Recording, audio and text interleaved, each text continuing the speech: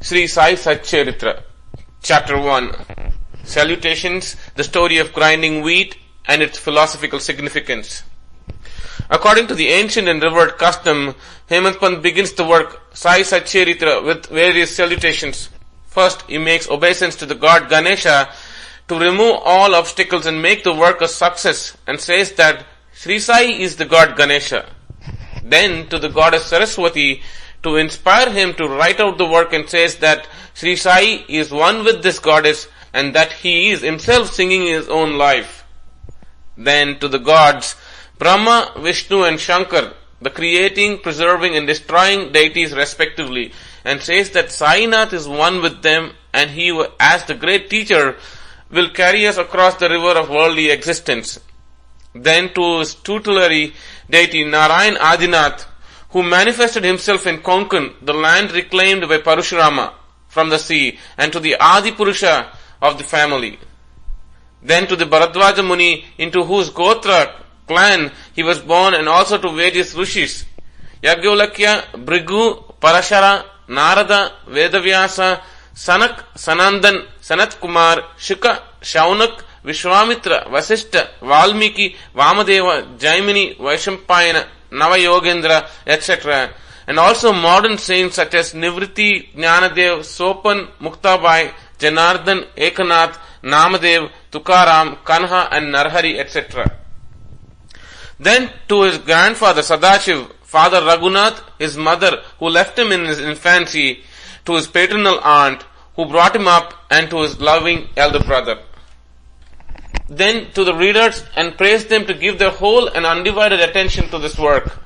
And lastly, to his Guru, Sri Sainath, an incarnation of Sri Dattatreya, who is his sole refuge and who will make him realize that Brahman is the reality and the world an illusion. And incidentally, to all beings in whom the Lord God dwells. After describing in brief the various modes of devotion according to Parashara, Vyasa and Shandilya, etc., the author goes on to relate the following story. It was some time after 1910 AD that I went one fine morning to the masjid in Shirdi for getting a darshan of Saibaba. I was wonderstruck to see the following phenomenon. After washing his mouth and face, Saibaba began to make preparations for grinding wheat. He spread a sack on the floor and thereon set a hand mill.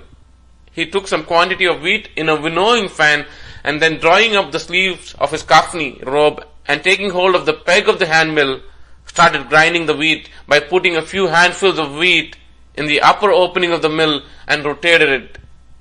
I thought, what business Baba had with the grinding of wheat when he possessed nothing and stored nothing, and as he lived on alms. Some people who had come there thought likewise, but none had the courage to ask Baba what he was doing. Immediately, this news of Baba's grinding wheat spread into the village, and at once men and women ran to the masjid and flocked there to see Baba's act. 4 bold women from the crowd forced their way up, and pushing Baba aside, took forcibly the peg or handle into their hands, and singing Baba's leelas started grinding. At first, Baba was enraged, but on seeing the women's love and devotion, he was much pleased and began to smile.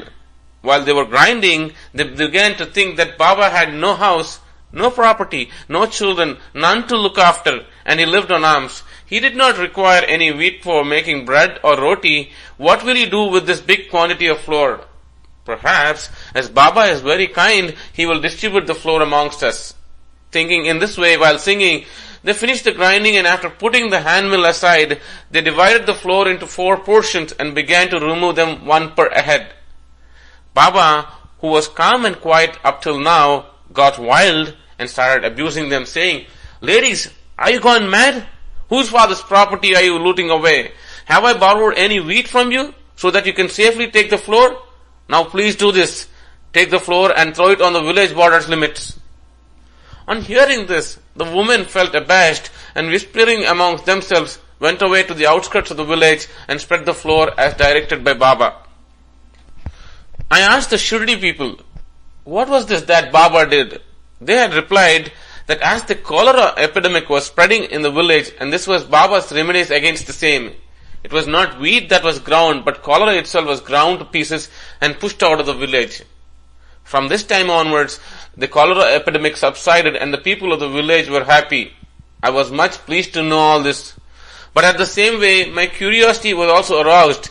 I began to ask myself, what earthly connection was there between wheat flour and cholera? What was the causal relation between the two? And how to reconcile them? The incident seems to be inexplicable. I should write something on this and sing to my heart's content. Baba's sweet Leelas. Thinking in this way about this Leela, my heart was filled with joy and I was thus inspired to write Baba's life, the Satcharitra. And as we know, with Baba's grace and blessing, this work was successfully accomplished. Philosophical significance of grinding. Apart from the meaning which the people of Shirdi put on this incident of grinding wheat, there is, we think, a philosophical significance too. Saibaba lived in Shirdi for about 60 years, and during this long period, he did the business of grinding almost every day.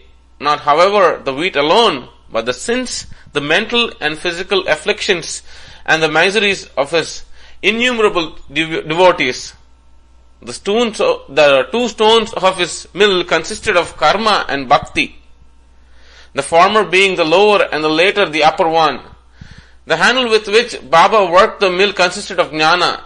It was the firm conviction of Baba that knowledge of self-realization is not possible unless there is the prior act of grinding of all our impulses, desires, sins, and of the three gunas, that is, sattva, raja, and tama, and the ahankara, which is so subtle, therefore so difficult to be got rid of.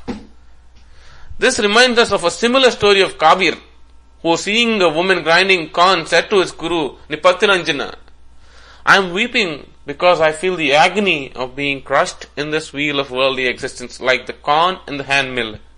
Nipatiranjana replied, do not be afraid. Hold fast to the handle of knowledge of this mill, as I do, and do not wander far away from the same, but turn inward into the center, and you are sure to be saved. Bow to Sri Sai. Peace be to all.